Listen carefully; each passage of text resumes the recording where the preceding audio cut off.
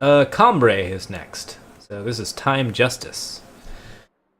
Alright, first card on the list is Safe Return, which is a fast spell that puts one of your units into your hand and gives it +1/+1. This is a reasonable combat trick. It's not necessarily as good as Protect sometimes, because it does lose you tempo, but it also has like some interesting bonuses where you can repeat summon effects and where you can do things like return copper conduits and other things like that. There are a lot of different reasons why you might want to recur a card and also give it a small bonus. This card doesn't really do a lot in terms of card advantage, but you can get a creature out of a bad spell or a unreasonable block with this card. It's cheap enough to do that, and if that happens, you get to recast it, and that's a decent amount of advantage. In general, this card does not provide card advantage, and as a result, it is sometimes shunned. I think it's very strong. If you're running a Combrei deck, and you're running the 8 silences strategy, and you decide you need more silences, instead of going into the 4/3 with silence, you can just go into Safe Returns, and then bounce your Desert Marshals back to your hand whenever they get targeted. Safe Return is pretty fun. It is a card that you have to be careful about how many you include, because it does incur disadvantage over time. Awakened Student, 2/2 for 2, Empower +1/+1. I am iffy about this card. It is definitely strong. If it gets out of control, it's pretty disgusting, and as a result, it's a very strong card in draft because it's a decent 2/2. Most of the time, you just want to play Awakened Student on turn 3. Basically, play a 2-drop and play it as a 2-drop, and then play a power immediately to give it +1/+1. As a result, it tends to be mostly okay. It definitely has a place in Combrei tempo decks, and in some Combrei decks, it can be just atrocious, but it also doesn't actually have all that great of stats in comparison to many other Combrei cards. Once it starts getting going, it's definitely very scary. I think it's a solid enough card in Standard, and definitely a strong pick in Draft. Desert Marshal, 2/2 Ambush with Silence. This card is nuts, and ends up being like one of the more powerful cards you can run in Combrei for sure. Yeah, it's a really good... The silence effect is really useful. There aren't that many cards that actually give silence effects. The fact that it is a silence effect that you can use as an ambush is actually pretty disgusting. This card is genetically engineered at birth to kill Champion of Glory.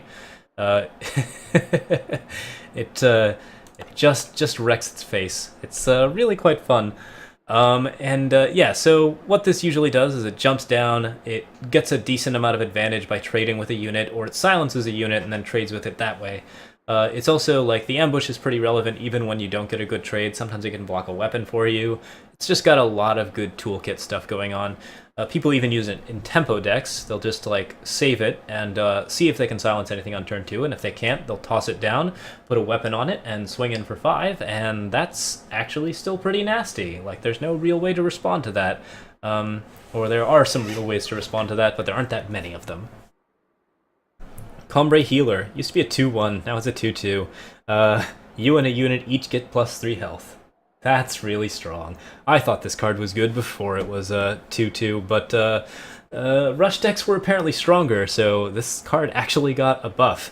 And man, is it solid. It is a 2/5 for 3, or it is something that gives one of your other creatures a huge survivability bonus, and it gives you a little bit of a life boost. You're looking for cards that give you these tiny life boosts for the most part, but still give you some form of advantage. Like, if you have a good amount of stats and like a little bit of extra health, that's something that's not bad to have, and Combrei Healer like really fills that slot. This card is terrific, and it is just amazing. Yeah, Ilyak agrees. Hooray! Yeah, so it's pretty wonderful. Plays well in most standard decks. It is very good in draft, of course, and it's just a lot of fun. I think this card is very solid. It is your anti-aggro card if you are running into trouble against aggressive decks. Seraph Crownwatch Hero, 3/4, pay 8 to play a random time or justice unit, and then double its attack and health. Oh, there's a lot of fun things about this card. So, first off, it's a decently statted card. 3 power for a 3/4 is not bad at all. The Overwhelm effect is actually pretty relevant at 3. It's not like super relevant, but it still means that if Seraph gets any sort of buff, then this card is like a decent-ish card to be playing at 3.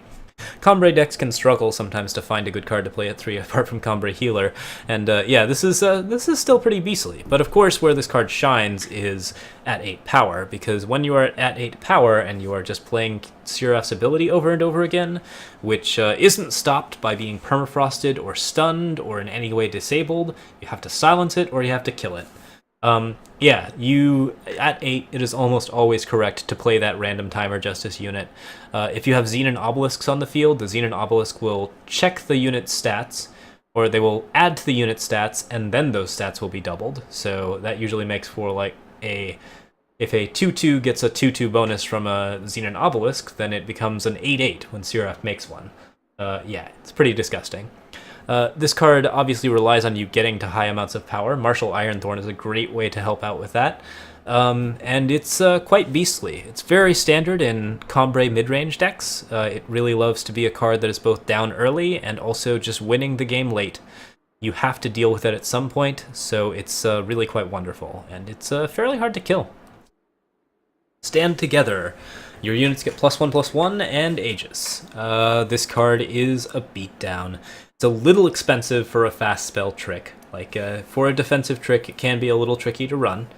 But the effect that it has is quite dramatic and really exceptional. If you run this into a harsh rule, I guess is the most obvious example. Somebody tries to harsh rule you and like wrath both your board and their board. What happens is only their board goes away and your board just gets stronger. That is absolutely just disgusting. Yeah, it's a really fun card in general. Usually you'll only end up using it to protect one creature or to like engage in a favorable trade and then come out with some Aegises on top. And either way, that's still pretty good. This card's quite good. Combrei cards are all like really pretty solid overall. This card does seize play in standard. It's usually a 1 or 2 of. It's a little bit awkward once you get up to too many of them. You'd have to be playing a deck that likes Xenon Obelisks and other things. Sometimes it doesn't get run, but when it does get run, it's still pretty nasty. Vodaken's Staff, +3/+3, and if you have 8 or more power and you play a power, draw it from the void. Surprisingly solid card, pretty solid equipment in general, and then it always comes back, which is very, very annoying. There are only a couple of equipment that always come back, and all of them are pretty good. Like, they tend to provide a lot of value, they make all of your creatures much more annoying. This card in particular is often played on cards that really, really you do not want to have a Vodaken Staff on, in particular Karmic Guardian. But it's just a pretty good card in general. I think this card can be a little slow sometimes. It doesn't always provide the advantage that you want, but I run Healer's Cloaks, and this card is sometimes stronger than that. It's a pretty good bit of beef, and the recursion effect is very annoying. If the creature that it is on gets silenced, then this also gets silenced. And that's a pretty serious loss for you. But you still get the +3/+3 bonus, and that's not usually too bad. Copperhull Elite. 4/4 Overwhelm Aegis. This is a really good 4-drop. It is very good at beating over people's heads. Doesn't see a lot of play right now because there are just like a lot of good 4-drops in time in particular. But the Aegis effect is not to be overlooked, and if you are running a deck that wants to pay attention to Aegises, this card is really pretty strong. It works very well, in particular, if you're running an Overwhelm deck that uses Instructor's Batons, because this card plays on 4, can't really be killed on 4, because it's very unlikely your opponent's going to have 2 answers to it, and then you get to play a Baton on it on 5. Oh, it's not Baton anymore, it's Divining Rod. Yes, in any case, this card is very good to just be suited up, and the Overwhelm will help with that a lot. So in an equipment deck in Combrei, this card is great. Enlightened Stranger, another pretty good Stranger, and another Stranger that's worth drafting. 2/2, and empower all of your Strangers get +1/+1. Sometimes this is a very expensive student, and that's usually not bad. It's not the worst thing in the world. In draft, it's quite okay. When this actually does its job, it's even better, and it can really make Stranger decks spiral out of control. When you're getting into a stall situation with Strangers, this card is going to win you a lot of games, because it just makes them completely unconscionable. There's not really much you can do to stop it apart from kill it, so if you get into a deadlock situation, Enlightened Stranger is going to get you out of it. Doesn't see any use in Standard, because Standard Strangers are all fast, when they work at all. And yeah, it's an okay card. Little bit weak on the stats. probably want to play it as a 5-drop as per usual with good empower effects. Karmic Guardian, Flying Lifesteal Endurance 1/4. This card is annoyingly powerful. Really needs to be silenced to be killed a lot of the time. Good target for Vodacon staff. Good target for any of the many different time abilities that are going to pump your creatures, including Xenon Obelisk, this card right here, Healer's Cloak, Vodacon Staff, and Unlock Potential. Like, any of those things just make Karmic Guardian really, really quite terrible. So this card is always attacking in for 1, which is gaining you 1 life, and then it's always blocking for 1, which is always gaining you 1 life and preventing a bunch of damage. As a result, it spirals out of control pretty quickly. It's a very good card to pick in draft if you can get the colors right. You do have to worry about that time, and justice influence. That makes it a little hard to cast. But you get enough of these, and you can certainly overwhelm your opponent unless they have a lot of really good answers. It's just tough enough to stop most of the flyers, and then it's also pretty good at attacking in constantly all the time. I've seen this card in quite a few decks. It runs in Flight School right now in Standard, and apart from that, it's not used too much. It's just doesn't really do enough on its own, basically. You want cards that really do a lot on their own, and this card is only doing just a little bit in Standard. If you can give it a Vodacon staff or something, it's quite terrifying, and as a result, there are a couple of tempo decks that are based around that concept. Scepter of Nobility, +0/+4. At the start of your turn, your units get +1/+1. One of the least used relic weapons. I'm not sure I've ever seen anyone use it. I think it's still okay. It provides a Staff of Storms-like effect. The colors it is in tend to make it a little bit difficult to get that effect off, but you do have some defensive options that might actually help you out. It's a little easy to kill, which is the main problem with it, but obviously the effect is very, very powerful. Over time, if you get like even one of these off, it's not bad. The main thing is that this competes with Xenon Obelisk, which is another relic that doesn't get destroyed and already provides the +2/+2 bonus. It's a workable card. Just doesn't have a real place in Standard right now, and maybe it never will. We will see. Stronghold Visage. At the start of your turn, you gain 1 health and 1 armor. This is a really surprisingly good effect. So this is 2 life a turn, and that adds up quite a bit. It's a surprisingly good life gain. The armor value helps out quite a bit. I believe it's fairly important if you are running Bladed Demolishers. It helps with relic weapons, of course, and in general it just makes a lot of your other weapons better. This card is seeing a lot of play right now in a Standard deck that uses a bunch of control cards and occasionally uses Staff of Stories. The Staff of Stories isn't like the primary reason why Stronghold's Visage is good, but it does help a little bit, especially when you top out at Sword of the Sky King and continue to gain armor even as you control the board.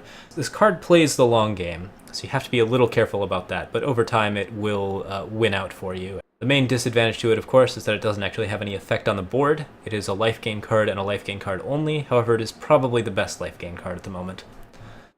The Great Parliament. Play a 4/4 Flying Owl for every 4 maximum power you have. Note that it only costs 4, and even if you're playing 2 owls or 3 owls or 8 owls, you are still only paying 4 for the Great Parliament. That's a pretty decent deal sometimes. So this is a 4/4 Flying Owl for 4 most of the time. And that's not an unreasonable card to play. When you play it for 8, it's really quite good. When you play it for 12, it's spectacular. So as a result, this card sees a lot of play in decks that like Seraph, decks that like Martial Ironthorn, decks that like having a lot of power. It's a very good late game card in that particular respect. Perfectly playable in draft, of course, because it is a 4/4 Flying Owl, and that's not bad at all. Reality Warden, 5 cost, double influence here, 7/7. Cards can't leave the enemy void. The void hate is actually almost not even relevant on this card. It's still a 7/7 for 5. It's a pretty solid deal. The void effect does certainly matter, and it can be very crucial at times, but this card is just a beating. Very efficient, sees a little bit of play in Standard, obviously good in draft. You'd have to really get those colors right, though. Squad Strategist. 1/1 Overwhelm. It gets +1/+1 for each of your other units, and all of your other units have +1/+1. The +1/+1 effect is what really makes this card work. I find this card a little problematic. Partly because as a top deck, it just ends up being a 1/1. Like, if you're in a situation where you need something desperately and you get a squad strategist, you're very unhappy. In addition, like, the +1/+1 bonus it's giving your other units can lure you into some really bad trades, because sometimes you will just swing in with a couple of units, your opponent will kill the squad strategist. My nose is not a landing area for flies. So I have issues with this card. It sees a little bit of play in Standard. It's a decent effect. Xenon Obelisk does something very similar without necessarily creating a body that you can attack, but Squad Strategist's advantage is its body. It's the fact that it's providing extra stats on the board during your turn. It's an okay card in draft at the very least. Certainly worth trying. But you probably wouldn't want to like first pick it or anything. I don't know. It's a strong enough effect. The +1/+1 is very, very relevant, and it's less likely to be removed or silenced in that particular matchup. It functions as a Xenon Obelisk on legs, but in general, that's actually worse than a Xenon Obelisk. If it had better stats, then it might be okay, but usually it's not actually all that big. It gets to be like a 2/2 or a 3/3. Champion of Progress, the 18/18. It's a 6 for a 6/6. If you have 6 time, it's a 6. It's a +6/+6 bonus. 6 Justice is another +6/+6. That maxes out at 18. Obviously the biggest creature in the game if you can play it. I probably wouldn't mind it all that much in draft, but you'd have to like be in those colors for sure. In ranked, it's actually the only champion that people don't care about at the moment. We haven't figured out a way to run it. It doesn't meet its influence requirements, unlike all of the other champions, which meet their influence requirements very easily. Even Champion of Cunning. God damn you, Champion of Cunning. Yeah, this card is just a little bit weak right now. If it had like slightly lower influence requirements, it might be okay. I don't know. It still suffers from being a vanilla creature. Even if it's an 18/18, you can still get rid of that in a number of different ways, or silence it, or something like that. Minotaur Ambassador. 3/5, play Time Sigil and a Justice Sigil from your deck. Great way to activate Champion of Progress. What? This card is really good with Empower cards, and otherwise kind of weak. It's an okay card in draft because it shoots you straight to 8, and also allows you to activate some Empower effects, and it's an okay body. Like, none of that's really bad. It's worth drafting. It doesn't really see a place in ranked. I've actually seen a couple of decks that run it in ranked, and I strongly disagree. Just doesn't do enough. But if you're running Empower effects, and you're running some other stuff that works with that, then Minotaur Ambassador can at least do a decent job in those decks. He'll be okay. Vodakhan Temple Speaker has power and toughness equal to your maximum power. Your power cards have destiny. This card is really not that great. It suffers from the same problem as Champion of Progress, which is that it is a mostly vanilla creature, so it's not actually going to get through the amount of power and toughness that it has. It tends to just get killed. The Destiny effect is very strong, obviously, but you do have to actually get that effect to trigger, and in order to do that you have to draw cards and actually hit power. This card works very well with Seek Power, with Secret Pages, with anything like that that draws a power from your deck, because it automatically triggers the power effect and you get card value out of that.